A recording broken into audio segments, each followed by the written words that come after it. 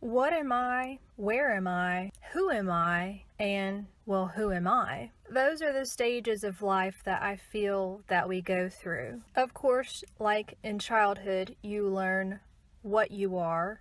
You learn all of your body parts and that you're supposedly different from the other animals and that you are this separate entity that has certain rights and certain expectations of you, etc. You learn where am I. You learn that in school. You learn about your country and how your country compares to other countries, or you learn about how your city compares to other cities and where the supermarket is and where a grandparents' house is and where the hospital is. Then you get to your lovely 20s and you start to think, well, who am I? You start to realize that you have different opinions from your parents, and or you start to realize that the world has different opinions than you, and so you compare yourself against them and you stand up for your different opinions. A lot of people really pride themselves and stay in this who am I stage. They love to express, I am this, I love this, I am not this, I am better than that. They don't really realize how exhausting of an area this is to be in. You have to constantly be this consistent thing to keep up all of these characteristics that you define yourself as. So if you're constantly saying that you're smart and you're always right and you love to be right, you go through such intricate hoops that are on fire to always prove that you are right. Because, dear God, what if you're wrong? Then you have to change how you view yourself and how you identify yourself, and you have to redo the whole who am I thing all over again. The best stage to be in, which this is my new working practice stage that I stay in, is it's just kind of almost like the who am I stage, but you do a different emphasis on how you say it. You say, well, who am I? When someone goes in to correct you, you think, well, who am I? Sometimes I'm wrong, Well, okay, I'll do it like that. If someone makes like a little joke at your expense, you just think, well, who am I? Is there nothing funny about me? I mean, do I think I'm God and that there's nothing funny about me at all and no one's ever allowed to say anything silly about this person that I pretend to be every day? And for the context of person that you pretend to be, I just think that we just pretend to be these characters, like the lucid dream characters, and we have a very elaborate system around us to constantly keep us in character. And I think that the system, it causes so much, it causes suffering. It keeps us from being our true selves, which our true selves think that this is hysterical. All of this is hysterical. The types of silly details that we put into our day that we worry about, like our higher selves are up there thinking, this is the funniest show I've ever seen in my life. Well, who am I? Is humility. Who am I to say that I'm right about this? Or who am I to say that my videos are even good? Who am I? You want to leave a bad comment on my video? Who am I to even say that it's bad? Who am I to even ever use the word bad for the rest of my existence? Well, who am I? It's a beautiful release. Like, even whenever you say it like that, well, who am I? There's like this feeling of just release, of trying to always keep it together. You just, well, who am I? It just goes away and you laugh at yourself and it makes things so much lighter. So I have dyslexia and also mild facial blindness, as in it's very hard for me to remember people's faces. Doesn't mean that whenever you're standing in front of me, your face is just a blur. It's just, if I see you somewhere else a couple of hours later and I've just met you, there's a 100% guarantee that I am not going to remember you. I have to see you repeatedly. I have to have a long interaction with you if I'm going to anywhere near be able to guess who you are later. So people since my childhood have made comments all the time about me not being able to say a certain number sequence in the same order as it's written in front of me, or not being able to read a certain thing if I'm under a lot of anxiety, even if the words are right in front of me, or not being able to, I love it because I have a lot of people come into my office every day, and sometimes someone will only come in my office once every 3 months, and I only see them for about 30 seconds tops, passing them by, and they get offended. They get truly offended when I have to ask them what their name is to announce them to someone in the back, because I'm at the front desk, and when they come in I say, who are you with, and I announce them and see if they're allowed to go back. My point is that people literally look at me and speak to me as if I'm a complete dumb idiot for not being able to do something that is very simple to them.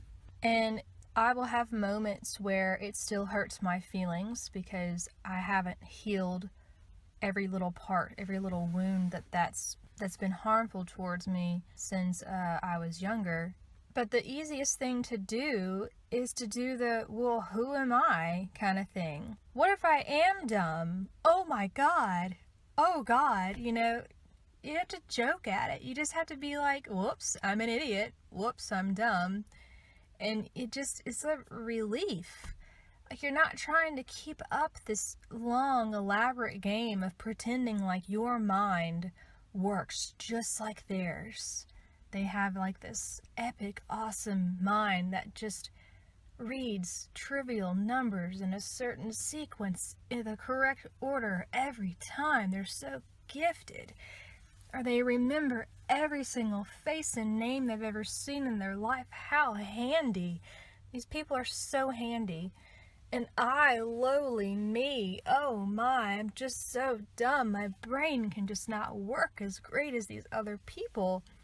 It's just so fucking exhausting trying to pretend like I can keep up with those things like they can.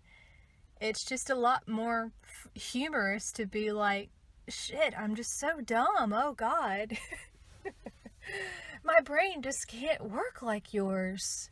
But I also have to know, we're all equal. Like, there are things that I can do with art and music that they call gifted and gifts, and it would be really wrong for me to come up with some sort of like learning disorder and place it on top of them and be like, oh, you can't draw what you see, well, you have this, or oh, you can't play what you hear on the radio on the piano in an instant, oh, well, it just means you have a learning disorder, it's this. It's just funny. All of it's funny. You just gotta think of it as funny. And you're just here for a little while, and then you just end up just leaving it all behind. And I'm really like doing impromptu stuff here. I'm just going off the top of my head. I think it's a lot easier whenever you get older to leave things behind because you have other sections of time that you've lived in, and then you no longer do any of those things anymore, or even are close to being around that circle of friends that you were friends with. Like, you're able to just like live miniature little lives within this one life. And so if you feel as though you are, really stuck in this certain place in your life, and these people are driving you crazy and this or that, think about how earlier in your life you were almost a completely different freaking person, and you just left that whole life behind. You no longer live with your parents and dress this certain way, and you're no longer even interested in any of the things that you were interested in. You're like a completely different freaking person, and you don't even care about the things that you cared about then. It's kind of like you just let it go. And you gotta look at it now. All the stuff that's bothering you now, you just gotta let it go, because whenever you eventually die, you're literally not gonna care about any of this stuff. Like, everyone gets so sentimental, like, oh, when I die, I'm gonna visit this person and do this and this. But whenever you die, you don't give a shit anymore about this whole world or any of this. All I'm saying is stop taking all of this stuff so seriously. and stop trying to force things. Like, oh, this has to be done by a certain time period or a certain age or this or that. If it's supposed to be done, it will be done. Like, I think of this story, like, everyone is always pressuring me to find some sort of relationship or whatever, and I think of this story that I read online about this woman. She could no longer get into her Facebook the right way. Every time she logged into her Facebook was someone else's Facebook. It was this man's Facebook. Like, his profile picture, even though she put in her email and her password, she was being logged into this man's Facebook. Well, it was the same was happening for this man. Every time he would log in his Facebook, her profile picture and all her friends would come up, and it was her profile. Well, they tracked each other down, and they didn't even live in the same state, and they thought that it was funny, and they contacted Facebook to fix it, and it ends up that they're like soulmates, and they get married. It's crazy. It's just stuff like that. It's really, if it's meant to happen, it will literally fall out of the sky and just happen. And if it doesn't happen, who cares? Who cares? You just gotta joke at it. This place that we're in it for such a short amount of time, and in my beliefs, you're in it over and over again. And so you just come back, and maybe you'll do this certain thing in the next life. Or maybe when it's all over, you don't even care at all if it was even done.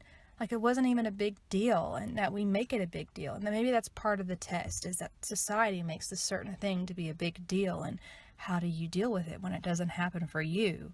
Or when this thing doesn't go this certain type of way, but everybody else seems to have this thing going a certain type of way, and there's all sorts of things that are like hidden all around you that's supposed to make you want to do this certain thing. And do you end up being true to yourself the whole time? Do you change your standards and your morals in order to have this thing? Do you slave hours and hours to make this certain thing work when it doesn't work? Referring to maybe one of my past jobs. But I don't know. In essence, I'm saying don't take it seriously.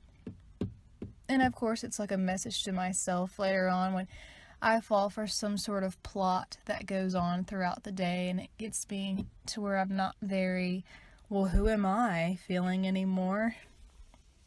That's all.